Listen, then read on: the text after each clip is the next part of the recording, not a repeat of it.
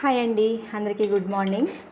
ఈరోజు వచ్చేసి తోటకూర ఫ్రైకి ట్రై చేస్తే తోటకూర కూర అయింది. ఆ, అంటే వాస్తవంగా నాకు కూరలు సరిగ్గా చేయడం రాదు.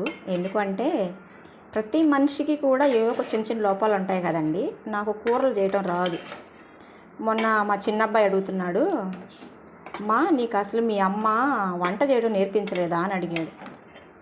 అంటే నేను చెప్పిన సమాధానం ఏంటంటే, లేదురా నాకు మా అమ్మ వంట నేర్పించలేదు. ఎందుకంటే నేను చాలా పొలం పనుల్లో ఎక్కువ పని చేసేదాన్ని, పొద్దుగూకులు గొడ్డు చాకరీ చేసి వచ్చేదాన్ని. కాబట్టి మా అమ్మ వండి ముద్దలు కలిపి నోట్లో పెట్టేదిరా. మీ అన్న పుట్టిన తర్వాత కూడా మా అమ్మ అలాగే చేసింది అని అంటే, అందుకు మీ అమ్మ కూరలు నేర్పకపోవటం వల్ల మాకు సరైన కూరలు వండి పెట్టట్లేదు అని చెప్పానని అంటున్నాడు. అంటే కూరల చేత కదంటే అసలు చేత కదని కాదు, వాళ్ళకి ఏంటంటే టేస్టీ రుచులు కావాలి, అంటే స్పైసీగా. ఇప్పుడు బయట ఫుడ్ తింటుంటే మసాలాలు ఎక్కువ వేస్తారు కదండి. ఈ ఫ్రెండ్స్ తోటి బేకరీ ఫుడ్స్ కానీ లేదంటే పుట్టినరోజు పార్టీలని వీళ్ళు ఈ బయట ఫుడ్కి అలవాటు పడిపోయి వాళ్ళకి ఏంటంటే ఆ మసాలాలు అవన్నీ ఫ్లేవర్స్ పిచ్చి పిచ్చి ఫ్లేవర్స్ అన్నీ వేస్తారు కదండి. ముఖ్యంగా కూరల్లో చాలామంది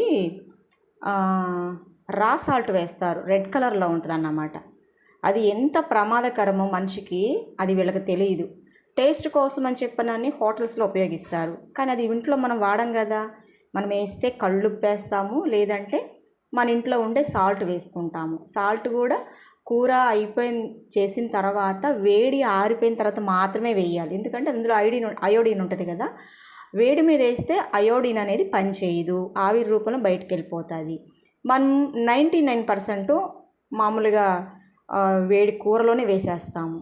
ఎంతమంది కూర ఆరిపోయిన తర్వాత ఉప్పేస్తున్నారు సాల్టు. కేవలం మనకి అయోడిన్ అందాలంటే కేవలం మజ్జిగలో వేసుకొని తాగితే తప్ప మనకి అయోడిన్ అందదన్నమాట. ఇది వాస్తవము. అయితే మా చిన్నబ్బాయి అడుగుతున్నాడు అన్నమాట. అడుగుతుంటే నాకు ఒక మాట గుర్తొచ్చింది. మా అమ్మగారు ఎక్కువ చెప్పేవారు అన్నమాట, పేడకాళ్ళు ఎత్తేసేవాళ్ళు పెత్తనాలు చేయలేరు, పెత్తనాలు చేసేవాళ్ళు పేడకాళ్ళు చేయలేరు అని. కాబట్టి కొంత సొసైటీలో ఏంటంటే కొంచెం బయట వర్క్ ఉన్న వాళ్ళకి ఏంటంటే సమయం దొరకదు అన్నీ నేర్చుకోవడానికి.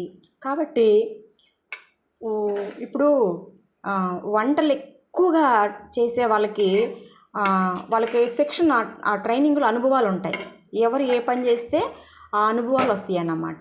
కాబట్టి ఈసారి మనం చేసిన పొరపాటు మరొకసారి చేయకూడదు అన్న ఉద్దేశంతో మరి వాళ్ళు రెక్టిఫై చేసుకొని ఇది ఎలా ఉందని చెప్పానని. ఇప్పుడు షెఫ్లను చూడండి, వాళ్ళు టేస్టీగా రాకపోతే వాళ్ళ స్మెల్ని బట్టే టేస్ట్ ఎలా ఉందని చెప్పేస్తారు. సో కాబట్టి మనం ఉరుకులు పరుకుల ప్రపంచంలో టేస్టీ ఫుడ్లు బయట మనము బిజినెస్ పరంగా చేయాలంటే ఇంట్లో అది కుదరదు అన్నమాట. ఎందుకంటే బిజినెస్ పరంగా చేస్తే మన ఇంట్లో ఉన్న ఆహారంలో ఉన్న పోషకాలన్నీ ఆవిరి రూపంలో బయటకు వెళ్ళిపోతాయి. మనం తిన్నా కూడా వేస్ట్ అన్నమాట. గడ్డి తినన్న పశువులకి చాలా విటమిన్స్ వస్తాయి, కానీ మనము అలా బయట రెస్టారెంట్లలోనూ లేకపోతే అలా చేసుకుంటే అన్ని విటమిన్స్ అన్నీ పోతాయి. బయట రెస్టారెంట్లో తినేవాళ్ళు ఏంటి, ఎప్పుడు జస్ట్ ఒకసారి నెలకు ఒకసారి అలా తింటే ఓకే, కానీ ఇంకా రెగ్యులర్గా అదే కావాలి అంటే కుదరదన్నమాట. అంటే నా అనుభవాన్ని మీకు చెప్తున్నాను. ఎందుకు అంటే ప్రతి మనిషి ప్రతి దాంట్లో ఏదైనా ఆరోగ్యకరమైంది రుచించదండి నోటికి. ఆరోగ్యం లేని చూడండి, ఇప్పుడు చాక్లెట్ ఐస్ క్రీమ్లు చూడండి, అసలు లొట్టలు వేసుకుంటూ తింటారు. యాపాకు తినమనండి, యాపాకు తింటారా? చేదు, భయంకరమైన చేదు. అలవీర చిన్న ముక్క తినమనండి, తింటారా? తినరు. జోము, బెండకాయ పచ్చడి తింటారు, తినమంటే తింటారా? తినరు. సో కాబట్టి మేలుకరమైనవి అన్నీ కూడా మనకి టేస్ట్ లేకుండానే కనిపిస్తాయి, మనకి ఆరోగ్యాన్ని పాడు చేసేవన్నీ కూడా టేస్ట్గానే కనిపిస్తాయి. కాబట్టి దయచేసి పిల్లలు గమనించాల్సింది ఏంటంటే టేస్ట్ ఉందా లేదని కాదు, అందులో విటమిన్స్ ఉన్నాయా లేదా. మన బాడీకి, మనము చదువుకోవడానికి, మనము మన ఉద్యోగానికి, మనము అన్ని విషయాల్లో ఆడుకోవడానికి మనకి బాడీకి మనకి కావలసినంత పోషకాలు అందుతున్నాయో లేదని చూసుకోవాలి.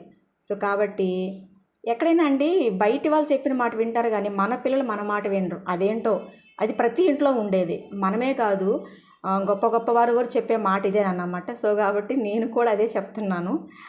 మా బాబుకి కూరలు నచ్చట్లేదని చెప్పని ఈరోజు ఏం చేశానంటే, నాకు చేత కాదు కదా, సరే చేసినంత మటుకు చేస్తున్నాను, సరే కూరలు నేర్చుకుందామని చెప్పి ఈరోజు యూట్యూబ్లో తోటకూర ఎలా చేయాలి, ఫ్రై ఎలా చేయాలి అని చెప్పి దగ్గరగా ఎలా చేయాలో నేర్చుకున్నాను అన్నమాట. ఈ విషయంలో మా వారైతే నిజంగా చాలా చాలా బెస్ట్ అండి. ఎందుకంటే ఏది చేసినా కూడా చాలా బాగుందని చెప్పేవారు. ఆ విషయంలో ఇది అలా ఉంది, ఉప్పు ఎక్కువైంది, తక్కువైంది, కారం ఎక్కువైంది, ఇలాంటివి చప్పగా ఉంది అని చెప్పేవాళ్ళు కాదు. చక్కగా బాగుందనేవాళ్ళు. ఎందుకంటే నేను తిన్న తర్వాత పెట్టేదాన్ని వాళ్ళకి. సో కాబట్టి ఇప్పుడు నా కొడుకులు ప్రపంచంలోకి వచ్చేటప్పటికి కూరలు బాగలేవు అనే కాంప్లిమెంటు మంచిది అందుకుంటున్నాను అన్నమాట. సో కాబట్టి ప్రతి తల్లికి తండ్రికి ఎదుర్కొనే సమస్యలే ఇవి. వీటిని ఏంటంటే టేక్ ఇట్ ఈజీగా తీసుకోండి, సీరియస్గా తీసుకుంటే ఇబ్బందిగా ఉంటుంది. సో కాబట్టి మనం అలా ముందుకు వెళ్ళిపోవాల్సిందే. ఇంకా బెస్ట్గా చేయడానికి ట్రై చేస్తున్నాను.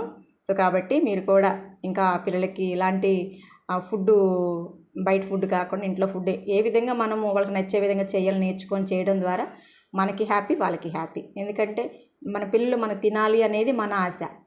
వాళ్ళు కూడా తింటే మనం హ్యాపీగా ఫీల్ అవుతాం. సో కాబట్టి వాళ్ళ ఆరోగ్యం మన ఆనందము, మన ఆనందము.